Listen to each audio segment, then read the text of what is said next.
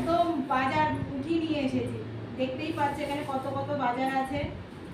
অনেক কিছু আজকে বাজার করেছি, সবজি বাজার অনেক সবজি ফল, কারণ কালকে সোমবারে মানে সোমবার করবো, তো তার জন্য ফলও নিয়ে এসেছি। কী কী বাজার করেছি এখানে দেখো, কলমি শাক দেখতে পাচ্ছ, কলমি শাক দু আটি 30 টাকা, আর এই যে নোটে শাক আর পালং শাক মিলে 30 টাকা, আর এই যে ধনেপাতা 10 টাকা, আর এই যে আদা কাঁচা লঙ্কা 70 টাকা।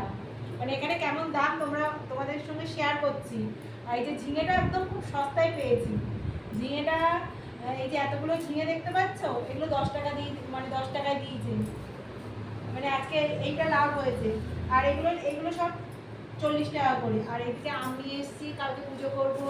আর এই যে দেখো, এই যে কী ফল বলো তো, এটা সেই বিরিয়ানিতে দেয়, ওটা কিনা আমি জানি না এটা কী ফল, তোমরা যদি জানো আমাকে একটু কমেন্ট করে জানাবে।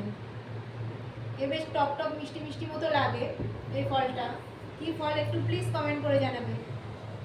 আমি এটার ফলের নামটা ঠিক জানি না কী ফল বলে। আর এখানে আছে পটল, আর উচ্ছে, ধুদুল বলছি, কুঁদরি, ভেন্ডি, এই যে গাজর, ক্যাপসিকাম।